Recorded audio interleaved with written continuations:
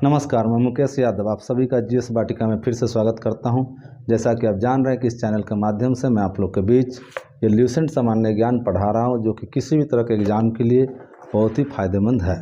तो अभी तक जो हम लोग पढ़ रहे हैं, अभी सिर्फ हम लोग यह पढ़ रहे हैं कि इतिहास की जानकारी हमें कैसे हुई, खासकर भारत के इतिहास की। और आपने पढ़ा कि भारत के इतिहास की जानकारी हम लोग को 4 चीज़ से मिला। एक, धार्मिक ग्रंथ, ऐतिहासिक ग्रंथ, उसके अलावा विदेशियों का विवरण और पुरातात्विक साक्ष्य। तो हम लोग यह पिछले क्लास में हम लोग खासकर धर्म ग्रंथ और ऐतिहासिक ग्रंथ पढ़ चुके हैं। इसके अलावा विदेशियों का विवरण भी पढ़ चुके हैं पार्ट 4 में। और आज हम लोग पढ़ेंगे पुरातात्विक साक्ष्य।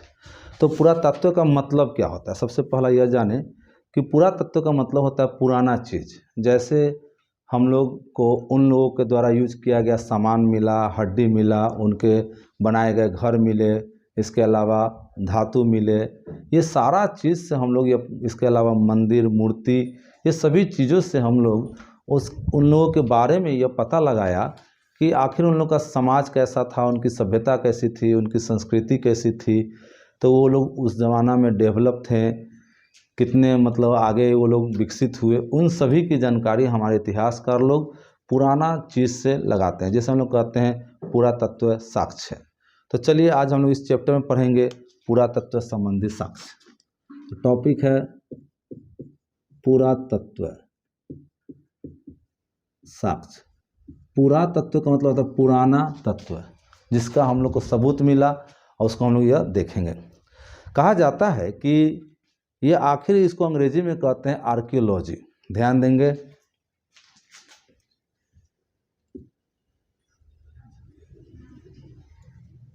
आर्कियोलॉजी, इसको हिंदी में कहा जाता है पुरातत्व। तो एक सर अलेक्जेंडर कनिंघम थे, ध्यान रखेंगे,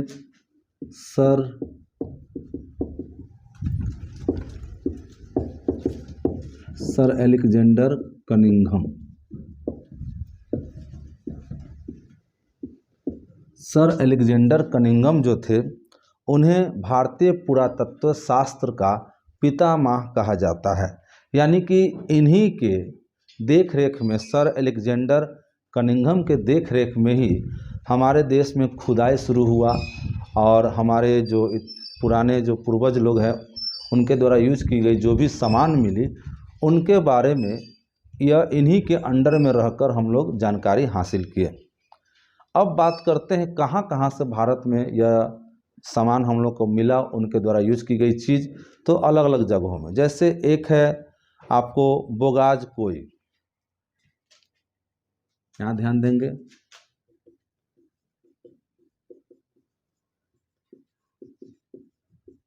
इसे हम लोग एशिया माइनर भी कहते हैं।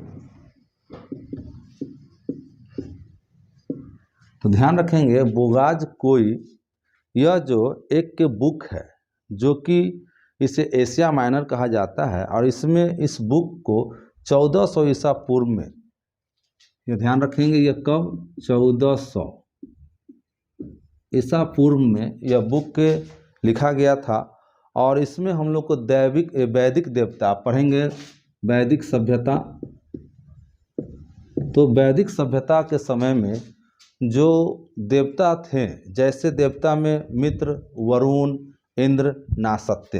फिर से समझे, मित्र, वरुण, नासत्य, ये जो भगवान थे, उन लोग को, इन सभी की जानकारी हम लोग को यह जो बुक है बोगाज कोई में मिलती है। ध्यान रखेंगे, बोगाज कोई। इसके अलावा एक इंद्र भगवान भी। तो फिर से समझे कि बोगाज कोई, जिसे हम लोग एशिया माइनर भी कहते हैं, यह 1400 ईसा पूर्व में मिला। और इस बुक में वैदिक सभ्यता के समय में जो भगवान थे, ईश्वर थे, उनकी इसमें चर्चा मिलती है। तो इस बुक में आपको 4 भगवान की चर्चा मिलती है, मित्र, वरुण, नासत्य और इंद्र। इसके अलावा आप देखेंगे नासत्य को ही हम लोग अश्विनी कहते हैं, आश्विन। ठीक, ये ध्यान रखेंगे, अश्विनी कुमार।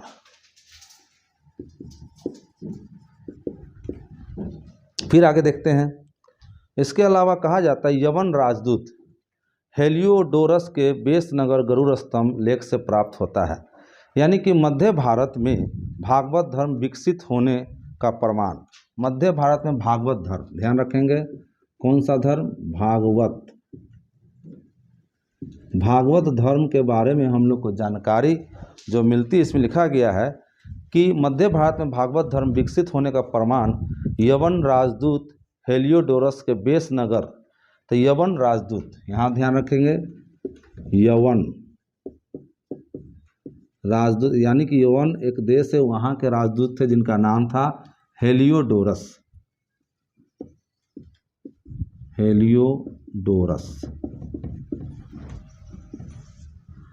तो भागवत धर्म जो है इसमें यवन राजदूत थे एक जिनका नाम था हेलियोडोरस। हेलियोडोरस के बेस नगर गरुड़ स्तंभ लेख से प्राप्त होता है। तो इनके हेलियोडोरस गरुड़ स्तंभ,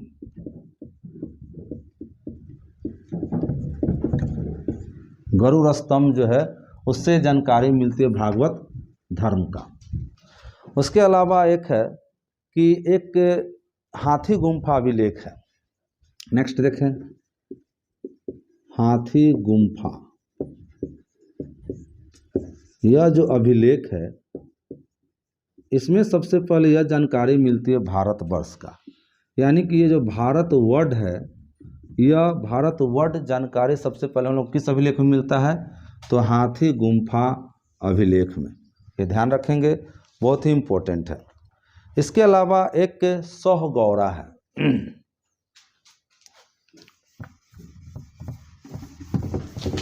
तो आप ये देख रहे हैं कि भिन्न भिन्न तरह से अभिलेख, बुक, उनके द्वारा यूज की गई किताब, उन सभी से हम लोग को जानकारी मिलती है। तो उसी में एक सोहगौरा अभिलेख है।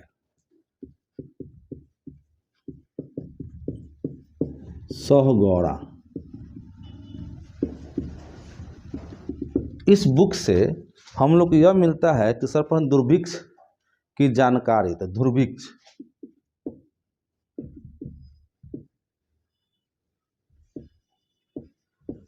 दुर्भिक्ष की जानकारी इसी सोहगौरा नामक अभिलेख से मिलता है।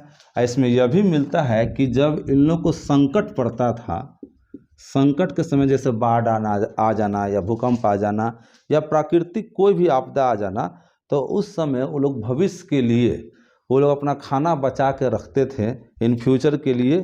तो उसकी जानकारी, यानी खादान का भी याद रखिएगा, खादान, तो वो लोग फ्यूचर के लिए, अपने भविष्य के लिए कोई संकट आ जाए, प्राकृतिक संकट, तो भविष्य के लिए वो अपना खाना बचा के रखते थे, वो गोदाम बनाए हुए थे। इसकी जानकारी हम लोग को सोहगौरा अभिलेख में मिलता है। उसके बाद आप ध्यान रखेंगे कि एक और बुक है जिसका नाम है भित्री स्तंभ लेख। भित्री स्तंभ लेख, यह जो अभिलेख है इसमें हम लोग को यह जानकारी मिलता है कि भारत पर हुन लोग ने आक्रमण किया था। हुन, ये याद रखिएगा, हुन का आक्रमण,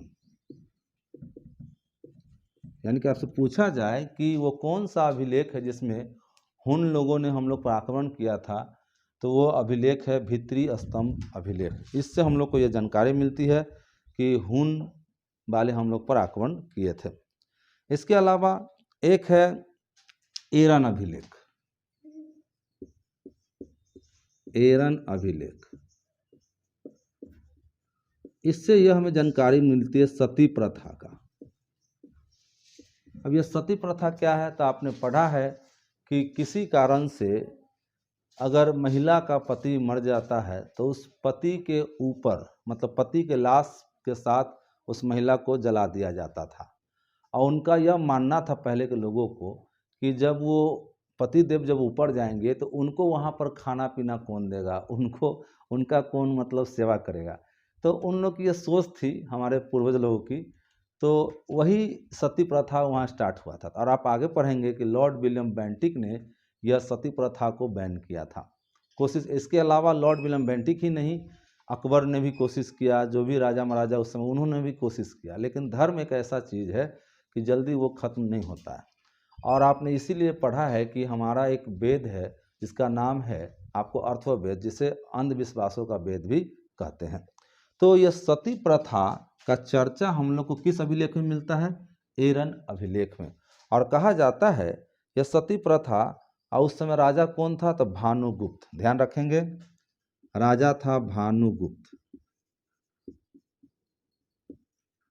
तो भानुगुप्त राजा के समय में एक सती प्रथा का प्रमाण मिलता है, और उन्हीं के समय में यह एरन अभिलेख भी लिखा गया था। इसी से हम लोग को सती प्रथा का प्रमाण मिलता है। दूसरा बात लिखा गया है, सातवाहन राजाओं की चर्चा भी हम लोग को अभिलेख से ही प्राप्त होता है। दूसरा एक मंदसौर अभिलेख है, ध्यान रखेंगे।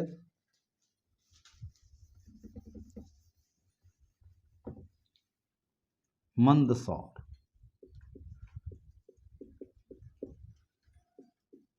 यह मंदसौर अभिलेख जो है, इससे हम लोग को क्या जानकारी मिलती है? तो इसमें लिखी गई है कि मंदसौर अभिलेख जो है, इसमें रेशम बुनकरों, यानी कि उस जमाना में रेशम बुनकर की हम लोग को जानकारी मिलती कि उस जमाना में हमारे जो पूर्वज लोग थे वो रेशम से कपड़ा बनाना जानते थे, रेशम से बहुत सारा प्रोडक्ट बनाना जानते थे। तो इसकी जानकारी हम लोगों को मंदसौर अभिलेख से मिलती है। इसके अलावा आप देखेंगे कि एक जम्मू कश्मीर में ब्रुज होम एक जगह है, ध्यान देंगे, जगह का नाम है ब्रुज होम।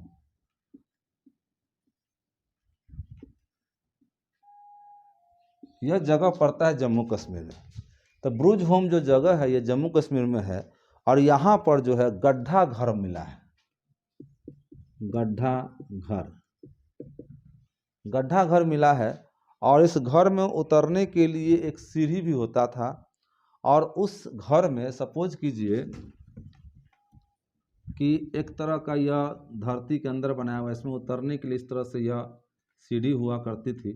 और इसके अंदर एक आपको लाश भी मिला है, सपोज कीजिए कि यह लाश है, तो इसके साथ एक कुत्ता भी दफनाया गया है, इसके साथ यह मिला है।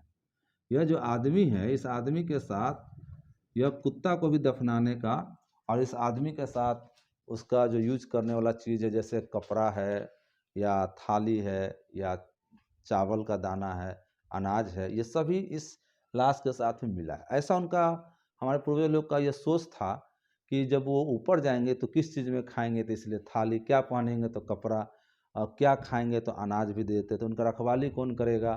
तो ये कुत्ता, मतलब उनका पसंद का चीज़ को वो उनके साथ दफना देते थे। और इसी तरह का सोच था कि ऊपर में वो जाएंगे तो उनकी सेवा कौन करेगा, तो इसीलिए उनकी पत्नी को उनके साथ, लेकिन यही अंतर था, वो पति देव तो मर जाते थे, लेकिन पत्नी को वो लोग जिंदा जलाते थे।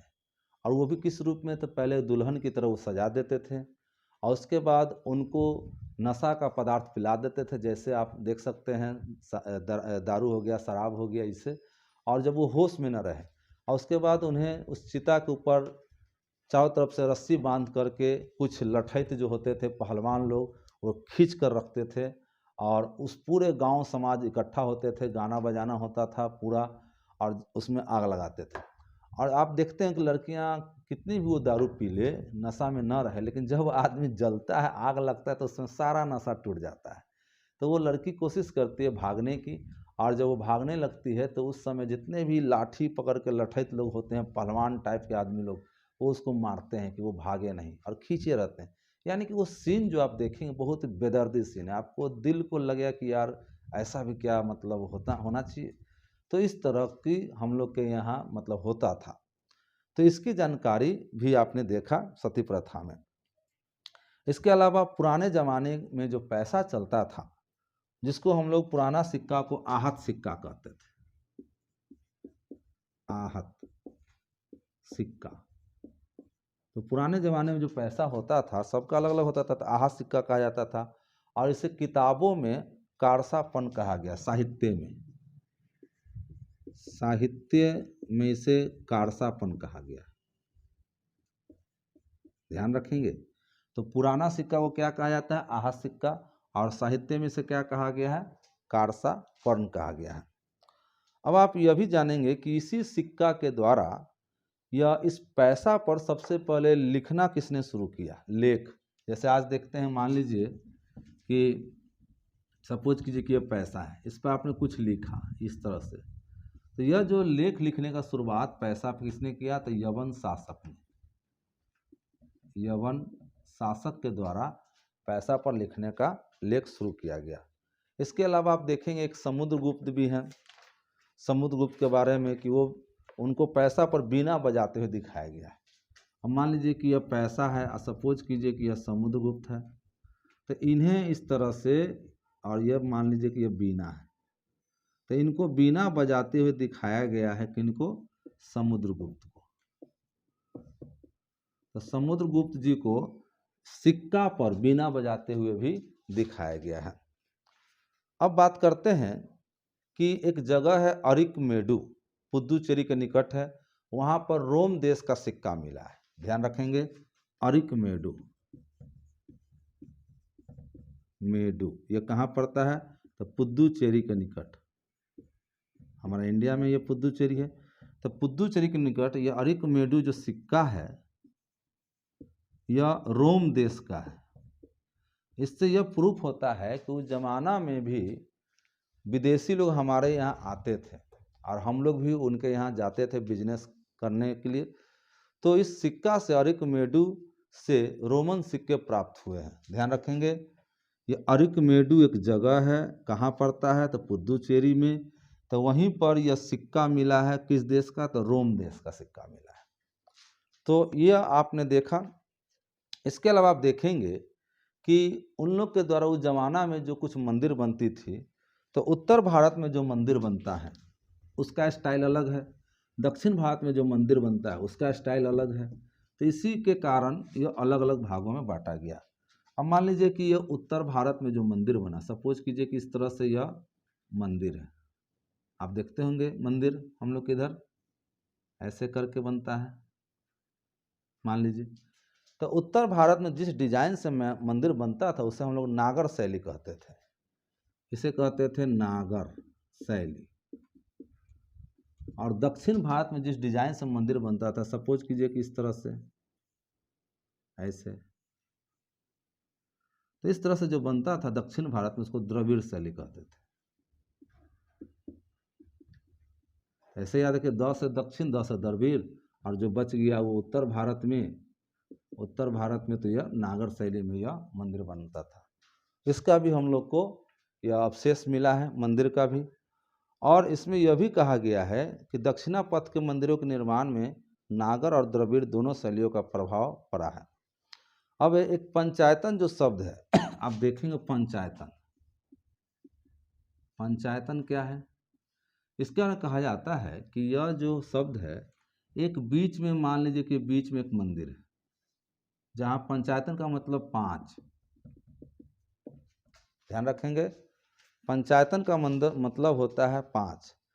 यानी कि इसमें लिखता है कि बीच में एक मंदिर होगा और उसके चारों तरफ भी मंदिर होगा। जैसे इधर भी मंदिर, इसके इधर भी मंदिर, मान लीजिए इसके इधर भी मंदिर, सपोज कीजिए इस तरह से, और इसके इधर भी मंदिर, ऐसे ऐसे मान लीजिए। तो ये चारों तरफ से मंदिर, इधर भी, इधर भी, इधर भी और इधर भी, और बीच में यह मेन मंदिर। तो इस तरह से 1 2 3 4 और बीच में एक मेन, इसे कहा गया पंचायतन मंदिर। तो यह इसका हम लोग को साक्ष्य मिला है। और भारत में बहुत सारे आपको पंचायतन मंदिर है, जैसे कंद्रिया महादेव मंदिर, इसका आपको हम यहाँ नाम लिखते हैं। नंबर 1 कंद्रिया महादेव मंदिर। उसके बाद दूसरा है, ये खजुराहो में पड़ता है। उसके बाद ब्रह्मेश्वर मंदिर,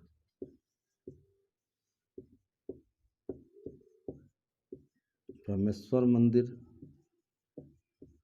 ये सभी किसका उदाहरण है? पंचायतन मंदिर का। यानी कि बीच में एक मंदिर और चारों तरफ से दूसरा मंदिर, ये ध्यान रखेंगे। उसके बाद लक्ष्मण मंदिर है,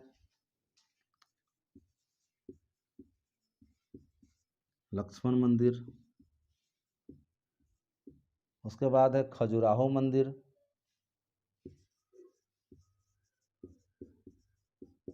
खजुराहो मंदिर, इसके अलावा दशावतार मंदिर,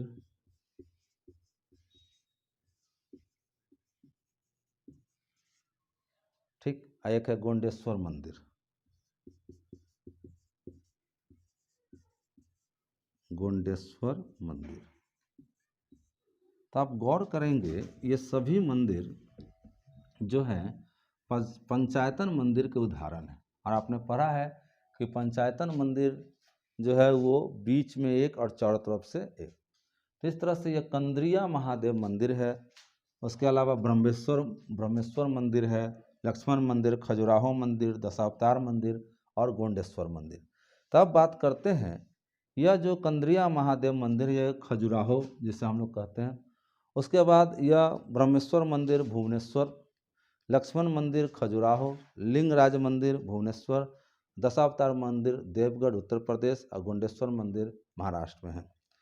तो इस तरह से भी हम लोग को यह साक्ष्य मिलता है, इतिहास के बारे में जानकारी मिलती है। तो ये सब जो है हमारा जो मंदिर है ये सब पुरातत्व में आता है। अब बात करते हैं कि कुछ ऐसे भी अभिलेख हैं कि जिससे हम लोग को अपने जानकारी मिलती है उस जमाना में। जैसे आप देखेंगे हाथी गुम्फा अभिलेख, तो मैं अभी एक लाइन से अब नाम लिख रहा हूँ अभिलेख का। अभिलेख तो ये कौन कौन है? तो एक है सबसे पहला हाथी गुम्फा अभिलेख। इसमें यह जो अभिलेख है इसमें कलिंग राज खारवेल का चर्चा है। कलिंग का एक राजा था खारवेल, उनका यह चर्चा है हाथी गुम्फा अभिलेख में। और यह ऐसा अभिलेख है जिसमें कोई तरह का डेट आपको नहीं मिलता है। तो ध्यान रखेंगे, हाथी गुम्फा अभिलेख में कलिंग राजा खारवेल की चर्चा है और इस बुक में किसी तरह का आपको डेट नहीं मिलता है। दूसरा है जूनागढ़ अभिलेख। जूनागढ़ अभिलेख, इसे हम लोग गिरनार अभिलेख भी कहते हैं। याद रखिए गिरनार अभिलेख, इसमें चर्चा मिलता है रुद्रदामन नाम के एक राजा हैं, उनकी चर्चा जूनागढ़ अभिलेख में मिलती है। तीसरा है नासिक अभिलेख।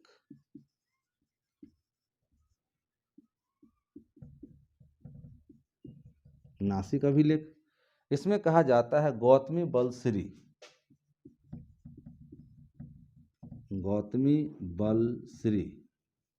की चर्चा मिलती है। चौथा है प्रयाग स्तंभ लेख।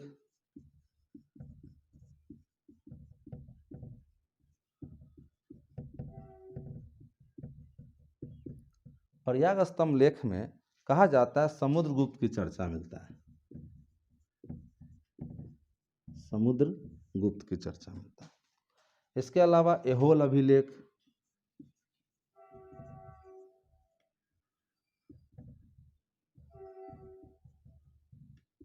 एहोल अभिलेख जो है यह पुलकेशिन द्वितीय, ध्यान रखेंगे पुलकेशिन द्वितीय का इससे आपको चर्चा मिलता है। उसके बाद मंदसौर अभिलेख। मंदसौर अभिलेख, इससे हम लोगों को आपको मालवा नरेश यशो बर्मन का जानकारी मिलता है। यशो बर्मन जो कि मालवा देश के यह राजा थे। ग्वालियर अभिलेख। ग्वालियर अभिलेख यह जो है यह आपको प्रतिहार नरेश भोज आप कहेंगे, नरेश भोज जो कि प्रतिहार वंश से संबंधित है, उनकी जानकारी मिलती है ग्वालियर से। इसके अलावा भित्री एवं जूनागढ़ अभिलेख। जूनागढ़ अभिलेख, ये जूनागढ़ अभिलेख जो है इससे हम लोग को स्कंदगुप्त की जानकारी मिलती है।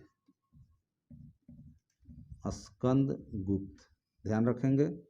और एक लास्ट है देवपारा अभिलेख। देवपारा अभिलेख, इससे हम लोग को बंगाल शासक विजय सेन की जानकारी मिलती है।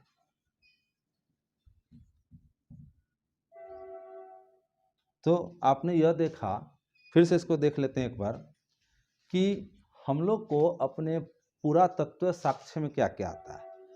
तो आप देख सकते हैं कि पूरा साक्ष्य में हम लोग को सबसे पहला सिक्का, आपने देखा कि पुराने सिक्का को आहत सिक्का कहा जाता है और इसे साहित्य में कारसापन कहा जाता है। और आपने देखा कि सिक्का के द्वारा हम लोग को यवन शासक का चर्चा मिलता है। सबसे पहले यवन राजा लोग ही सिक्का पर लिखने का शुरुआत किया था। दूसरा आपने देखा कि इसी सिक्का पर एक समुद्रगुप्त राजा हैं, उनको बीना बजाते दिखाया गया है। तो सिक्का से भी हमें जानकारी मिली है अपने इतिहास को समझने में। दूसरा आपने मंदिर देखा कि पंचायतन मंदिर, जो कि कई कई जगहों पे आपने देखा पंचायतन मंदिर, कंद्रिया महादेव मंदिर खजुराहो में है, ब्रह्मेश्वर मंदिर, लक्ष्मण मंदिर, खजुराहो मंदिर, दशावतार मंदिर और गोंडेश्वर मंदिर, ये सभी मंदिर जो है पंचायतन मंदिर का उदाहरण है। इसके अलावा आपने यह भी देखा कि मंदिर को दो भागों में बनाया जाता था। एक तो उत्तर भारत में जिस डिजाइन में बनाया जाता था उसे नागर शैली कहते थे, और दक्षिण भारत में जिस डिजाइन से बनाया जाता था उसे द्रविड़ शैली कहते थे। तो आप यहाँ समझ रहे हैं कि हमें पुराना तत्व में किस किस चीज़ से जानकारी मिल रही है। तो इस सिक्का से, मंदिर से, अभिलेख से। तो अभिलेख में कौन कौन है, जैसे हाथी गुम्फा अभिलेख, इसमें कलिंग नरेश खारवेल की इसमें चर्चा मिलती है और यह ऐसा अभिलेख है जिसमें कोई तरह का डेट नहीं मिलता है। और आपने यह भी पढ़ा कि यही अभिलेख में हम लोग को भारतवर्ष का चर्चा मिलता है, यानी कि भारत का नाम भारतवर्ष है। सबसे पहला साक्ष्य हम लोग को इसी किताब में मिलता है। दूसरा बात, जूनागढ़ अभिलेख, यह जो है रुद्रदामन नाम का एक राजा है, उसके बारे में इसकी चर्चा मिलती है जूनागढ़ अभिलेख में। नासिक अभिलेख, इसमें गौतमी बलश्री की चर्चा मिलती है। उसी तरह से प्रयाग स्तंभ लेख में समुद्रगुप्त की चर्चा मिलती है। तो ये बड़ा इंपॉर्टेंट है, ये जरूर याद रखिए। समुद्रगुप्त एक रुद्रदमन को भी याद रखिए। उसके बाद ऐहोल अभिलेख पुलकेशिन द्वितीय की चर्चा मिलती है। मंदसौर अभिलेख यशोवर्मन की। ग्वालियर अभिलेख नरेश भोज की। जूनागढ़ अभिलेख स्कंदगुप्त की। और देवपारा अभिलेख विजय सेन, बंगाल के शासक थे। तो इन सभी के द्वारा हम लोग को अपना पुरातत्व साक्ष्य से हमें इतिहास की जानकारी मिलती है। तो आपने देखा, तो इस तरह से इतिहास की जानकारी हम लोग को चार स्रोत से मिलती है, जो कि धर्म ग्रंथ, ऐतिहासिक ग्रंथ, विदेशियों का विवरण और पुरातत्व साक्ष्य। तो इस तरह से हम लोग इतिहास शुरुआत करने से पहले यह जानने की कोशिश करते हैं कि इतिहास की जानकारी हम लोग को किस किस चीज़ से मिली। तो आज यह चैप्टर होता है समाप्त, जो कि हम लोग आज पढ़ चुके हैं, कंप्लीट हो चुका है कि इतिहास की जानकारी हम लोग को जो चार चीज़ से मिली। आज चौथा चैप्टर में या पढ़ रहे थे कि पुरातत्व साक्ष्य। तो पुरातत्व साक्ष्य में क्या क्या था आपने पढ़ लिया। अब अगले बार से आपका अब चैप्टर शुरू होगा, तो उसे अब हम लोग पढ़ाएंगे। बड़ा रोचक ढंग से मैं पढ़ाने की कोशिश करूँगा, और मेरी ये कोशिश है कि आप लोग को आगामी जो भी एग्ज़ाम है उसमें आपको हेल्प करे। और मैं यह सोचता हूँ, इस तरह से पढ़ाना चाहता हूँ कि आपको क्लास में ही याद हो जाए। तो चलिए, आज के लिए इतना ही। तो अगर अच्छा लगे तो लाइक करें, सब्सक्राइब करें, और जो बेल का घंटी उसे ज़रूर दबाएं, इसलिए क्योंकि मैं जो भी भेजूँगा आपको पता चल जाएगा। तो आज के लिए इतना ही। Thank you.